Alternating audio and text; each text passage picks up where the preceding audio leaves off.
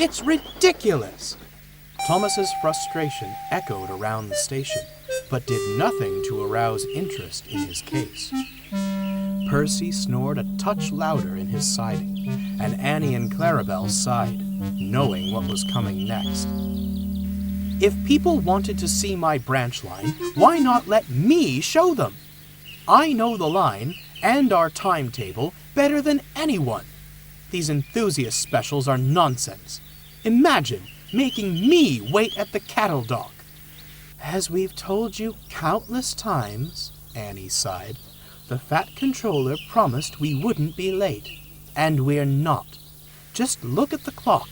There's plenty of time. I do agree about the cattle dock, shivered Clarabelle, who didn't much care for cows. But never mind enthusiasts. We have our own passengers to look after. Well, of course I'll be looking after them, Thomas huffed. I have a duty to my branch line. But does the engine pulling these trains respect that? A familiar whistle echoed in the distance, and Thomas smirked knowingly. I suppose that answers my question. With more pomp than the circumstances called for, James rolled proudly into the station, whistling once more. Salutations, little engines! Passengers spilled from the coaches, cameras flicking and flashing all the while. Percy, who'd been jolted awake, merely grunted and went back to sleep. So, Thomas grinned, the Fat Controller lets any engine pull specials these days, does he?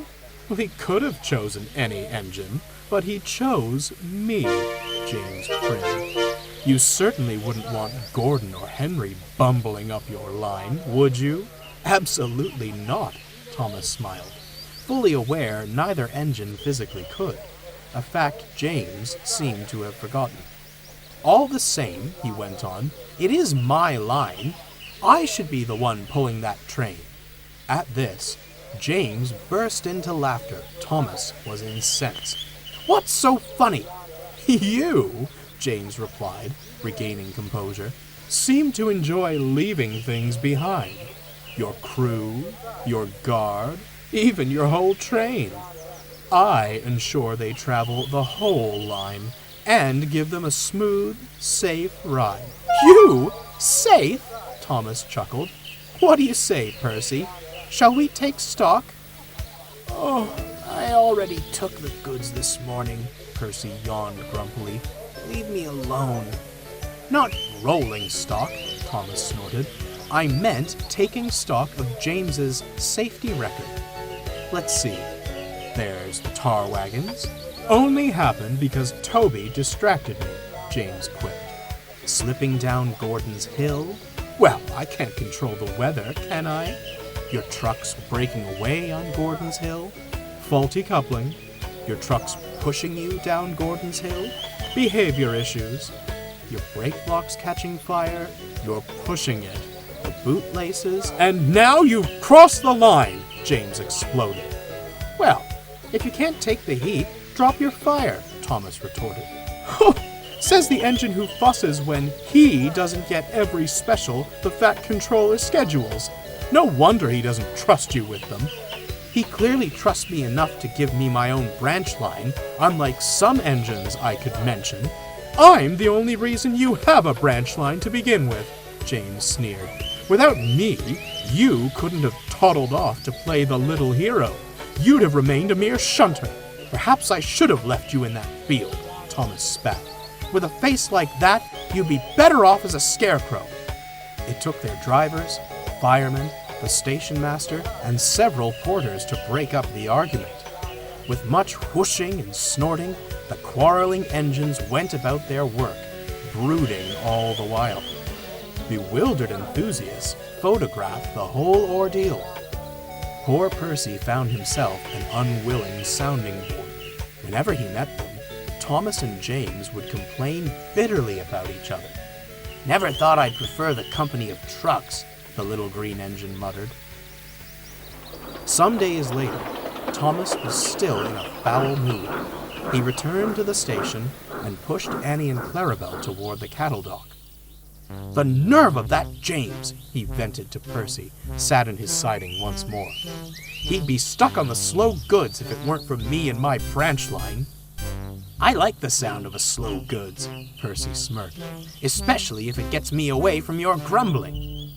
Thomas's grumbling was about to keep Percy right where he was.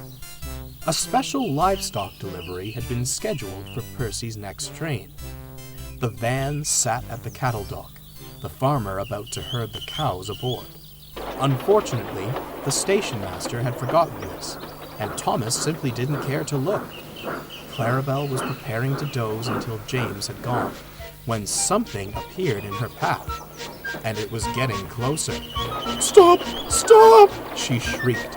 It was no use. Thomas bumped the van, startling himself and letting off steam. Spooked, the cows gave distressed moos and took off in all directions. "My cows!" Percy shrieked from his siding. Thomas merely stuttered, but even this was drowned out by the stampeding cattle.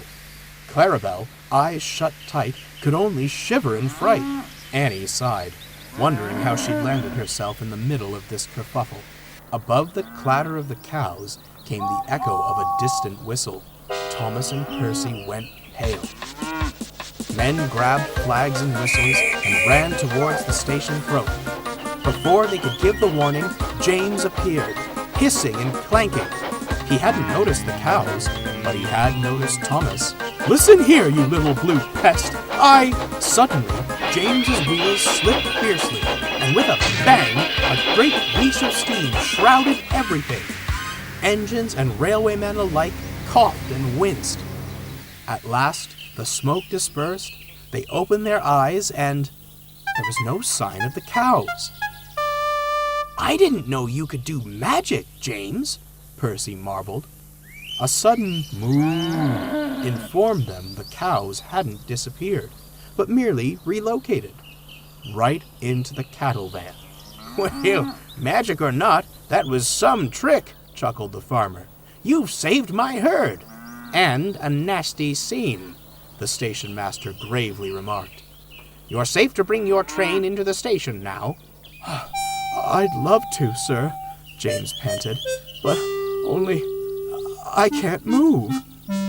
"It's your own fault," his driver chimed in. "With all that smoke and steam you made on the climb up, it's little wonder you ended up priming. Not only that, you've burst your cylinder caps, old boy," added the fireman. "You're stuck. Not for long. I'll help." Thomas scurried from his siding, ready to pull James and the coaches to the platform. "Thank you," stammered James, disarmed. "Thank you," chuckled Thomas. "My branch was nearly a pasture." He sighed and looked at his buffers. "You did keep your passengers safe, too. I'm sorry for being cross, and for the bootlace remark." "And I'm sorry for belittling you," James replied. "You know, if I must come down a branch line, I'd rather it be this one. I quite like its inhabitants. You earned it, with or without me. Now, don't ever mention bootlaces, or I'll never come round again." Both engines burst into hearty laughter. "It's good to see you, James," Thomas smiled, as the laughter died down. "You see me at the junction all the time. Well, only in passing. I have to rush off and make up time when you lot delay me." As the two engines laughed and teased each other, the enthusiasts took their picture. You could say they were merely photographing engines number 1 and 5 at work. However, I like to think they were immortalizing a story of how a small action resolved a big quarrel and made them friends once more.